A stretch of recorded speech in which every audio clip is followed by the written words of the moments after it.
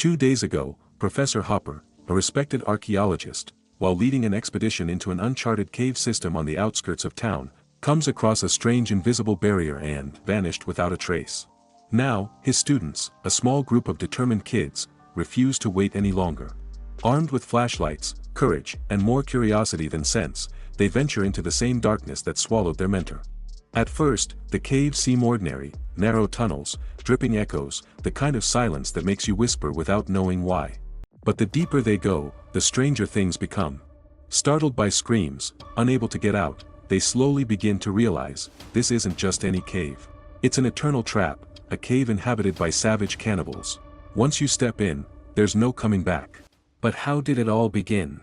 In the opening scene, archaeology professor, Hopper, along with his dog, Boss, while searching some nearby isolated system of caves, come across a van that appears to be from the 70s. Hopper discovers a diary in the van containing a picture, some drawings and inscriptions. As the duo deepen their search, Hopper discovers a cave visible from a distance. Upon arriving at the opening of the cave, Boss barks his refusal to proceed as though sensing danger and trying to warn Hopper not to proceed any further. However, disregarding his warning, Hopper ventures closer and upon inspecting the cave, discovers a strange cowboy frozen in place. The man appears to be from a different era, which is evident from his clothing, lamp and firearm.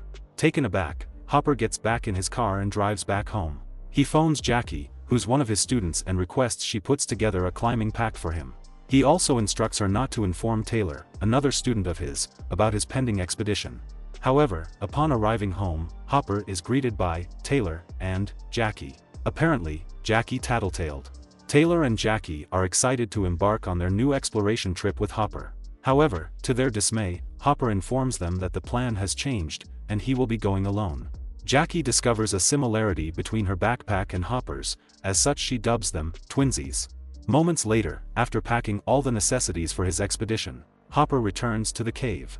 After firmly securing his climbing rope to a rock, Hopper ventures into the cave, disregarding Boss's incessant barks of caution once again.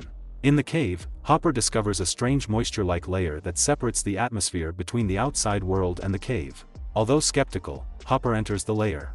As soon as Hopper steps through, the frozen man begins to move.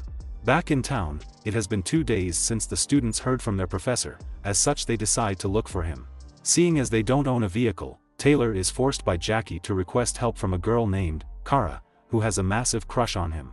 Kara immediately agrees to bring her dad's Jeep, but only if she and her little sister, Vives, are also allowed to join in. To make matters worse, they are compelled to take another kid, Furby, with them, as he and Vives are apparently shooting for their school project. A while later, the group arrives at the spot and discovers the abandoned minivan from before. Upon inspecting the van, they learn that the hippies Professor Hopper was looking for are none other than his parents and little sister who have been lost for over a decade.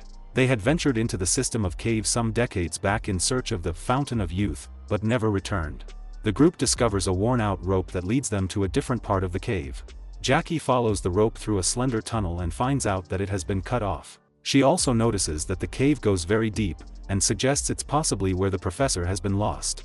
Taylor asserts that the rope is too worn out to belong to Professor Hopper, but he nonetheless agrees to go down and inspect the cave. The girls also decide to join him while Furby is assigned to keep watch due to his fear of crawling insects and the dark. While climbing down the massive cave, Kara comes across the same strange barrier and informs Taylor that the temperature is different on this side. Nevertheless, they carry on with their descent as Jackie and Vives have already gone ahead. The movie then cuts to 2 days back just as Professor Hopper steps through the barrier. Hopper is bewildered when he notices the flickering sunlight from the entrance of the cave. He is however startled by a sudden scream from inside, followed by a terrifying howl. Alarmed, Hopper scurries for the entrance, tripping and falling in the process. When he finally arrives outside, he realizes it's already nighttime, despite him being in the cave for merely 2 minutes. He hurries to his truck only to discover that it has been covered by overgrown plants. The whole area, which was once a desert, is now a dense forest, implying that decades have passed since Hopper entered the mysterious cave. Shortly after trying to start his truck with no success due to the dead car battery, Hopper discovers Kara's dilapidated Jeep and upon inspection identifies Jackie's backpack. Realizing they had probably come in search of him and are currently in the cave, Hopper decides to go back into the cave and search for them. Back in the present, Taylor and Kara complete their descent and the group begins to explore the cave with Jackie and Vives leading until they hear the same terrifying howl that Hopper heard earlier. Horrified that something is lurking in the dark, they decide to abandon their mission and head home. Jackie goes first, but just as she is climbing, the rope is suddenly cut off, causing her to fall from a decent height. As a result, she fractures her leg while Taylor, who was trying to break her fall, fractures his hand. When Taylor tries to check on the second rope, they discover surprisingly, it has been cut off as well. With this, they deduce that Furby is messing around with them. Upset, Taylor tries calling Furby from the radio, but the boy doesn't reply back. At this point, the group is in a state of panic as they brainstorm ideas on how to get out of the cave. In that moment, a loud thud is heard in the background as though something fell from above. Spooked, Taylor tries to make contact via the radio again, and this time, a muffled voice replies, "Help me." Taylor inquires about the voice's identity, and to everyone's horror, it turns out to be Furby who by the sound of the radio, is in the tunnel. With no other viable option, the group decides to venture further deep into the tunnels leaving Jackie behind due to her fractured leg. The trio arrive at a location where the sky is visible. Surprisingly, just like Hopper had witnessed earlier, the sun keeps flickering continuously, as if day is turning into night in the fraction of a second.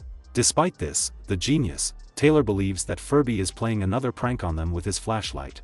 However, while inspecting their surroundings, Kara locates a rope that has also been cut off, and to her utter shock, discovers Furby laying lifeless by the side of a rock. The sight devastates the group, and terror grips them as to what lingers within the cave. Scared of being alone, Jackie crawls her way to the group. Taylor locates the remainder of Furby's rope and surmises that he had attempted to climb down. He also recovers Furby's camera still rolling, as such the group decide to verify the cause of his demise. In the recording, Furby narrates how it has been hours since the group's descent and how he has used all available means to establish contact with them without any success. When he gets bored, he wanders through the nearby areas and discovers Hopper's climbing rope which he had tied to a rock at the entrance of one of the many openings to the cave. Furby also locates Hopper's car, which has a journal inside. The journal mentions that the mysterious cave contains a fountain of youth, which can miraculously heal ailments and even bring the deceased back to life. Apparently, this is the reason why Hopper's parents went into the cave, as his little sister was critically ill. A few more days pass by and Furby has exhausted all his food and water supply. Assuming that his friends are deceased, Furby decides to climb down after Hopper with the hope of finding Hopper's car keys so he can leave the place. However, when he crosses the mysterious barrier, he notices the sky changing rapidly. Unfortunately, before he could make sense of the phenomenon, the rope snaps automatically, resulting in his deadly fall, which created the loud thud the group had heard earlier. Once inside the cave, the radio reconnects, therefore an injured Furby tries calling out for help. Unfortunately, this only draws the attention of some savage man-eaters, who arrive and end him. The footage leaves the group in a state of shock, confusion and sadness. They are perplexed as to how Furby spent days outside while it has only been 30 minutes for them inside the cave. With this revelation in mind, the group becomes desperate to exit the cave. Seeing as Kara is the only one fit and not injured, she is tasked with free climbing her way out of the massive cave. Before leaving, Taylor hands her a beacon so that she can alert the authorities as soon as she gets a signal. After a bit of struggle, Kara finally gets out of the cave, but what she discovers leaves her dumbfounded. The area, which was once covered with dense green forests, has turned into an uninhabitable barren land, with sandstorms brewing in the distance. The oxygen supply is also very low, as a result Kara keeps coughing. Apprehensive, she climbs up a rock and tries to get a signal on the beacon. Unfortunately, she doesn't get any signal, but notices a strange spaceship-like object floating in the distance. With no viable option, Kara returns to the cave. Taylor and the others are upset that she didn't even try. It turns out that while Kara was outside for a whole 30 minutes, only a few seconds passed for the group inside the cave. Enraged that her efforts are not being appreciated, Kara presents her camera, which verifies her claim that she did in fact go outside. In the video, the strange deserted world and the massive sandstorms are all visible. Finally, Taylor deduces that, for some reason, the time inside the cave is slowed down, and every time the sun flickers, a day has passed outside. He sums up that this is the reason why the ropes were being cut off, as the friction over time made them fragile. Hearing all this, Vives decides to watch Furby's footage again, and when she does, she discovers something shocking. In the slowed down frames, she observes the sky changing its color and realizes that it's the seasons passing by, with the dark sky being the winter and the light one summer. This concludes that every minute inside the cave is not a day outside, but in fact an entire year. The revelation terrifies the group even more, making them desperate for an escape. Once Kara regains her energy, she again attempts to go out the cave with the ropes they had managed to salvage so as to let it down for the others to climb out. In that moment, out of the blue, a futuristic-looking ladder is thrown into the cave. Then, a giant alien-like figure begins climbing down it, prompting everyone to back off. However, as soon as the alien reaches the cave's surface, a barbaric man-eater attacks him and a fight ensues between the two. The giant alien easily subdues and ties the man-eater with a high-end electronic device. Thereafter, the alien proceeds to go after the group, causing them to flee in terror. After a while, Taylor and the gang arrive at a mysterious location in the cave where they discover the lifeless bodies of Hopper's parents and a group of man-eaters who are devouring their recent victim. The victim being devoured appears to be the same cowboy Hopper had discovered at the entrance of the cave. The man-eaters notice the fresh humans and begin chasing after them. In order to buy the others time to flee, Taylor makes the ultimate sacrifice to stay behind and fight the beasts alone. Sadly, he is of no match, and the man-eaters brutally finish him off. The group succeeds in hiding while their chasers miss them. Concerned about Taylor, Kara sneaks back and is devastated when she discovers Taylor sprawled on the floor lifeless. As she weeps in despair, the alien passes by to collect some water from a small pool in a vial. He later approaches the two and drags Taylor to the small pool of water despite Kara's objections. The pool, which appears to be the fountain of youth, brings Taylor back to life. The man-eaters return and another brawl with the giant ensues. This time however, they outnumber him and manage to take his helmet off, leaving the giant gasping for air. Luckily, before he can be finished off, Kara assists the alien with his equipment, enabling him to subdue the savages and putting them to sleep. After the altercation, it appears the alien was on a timeline and the oxygen within the Earth's atmosphere is poisonous for him, causing his system to fail. Vives and Jackie also emerge from their hiding spot. However, before expiring, the giant displays a news report about the group's disappearance several millennia ago. He also shows them many other clips which indicate that the living conditions on Earth have become uninhabitable. As such, humans have left for another planet. A special spaceship called the Ark is responsible for transporting the humans, and it is the same object that Kara had seen earlier.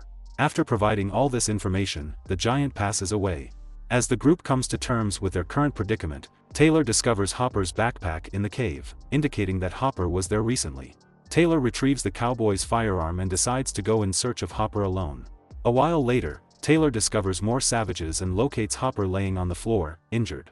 He also discovers something shocking. In front of them are several other layers of time, which move at even slower rates.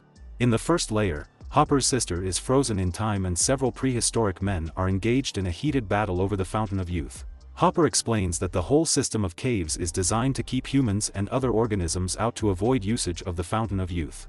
Taylor tries to escort him back to safety, but Hopper, who is injured, insists on staying there. Shortly after, Taylor returns to the group and places the lifeless Furby into the Fountain of Youth. Jackie had also healed her injured leg there. Whilst awaiting Furby's revival, Vives is tasked with preparing a fire barrier as an exit strategy. However, the resonating shots from Hopper's firearm alerts them to impending danger. Vives sets the entrance ablaze and the gang dashes for the exit, the savages hot on their heels. Taylor stretches the high-tech ladder the alien had used to access the cave and it activates.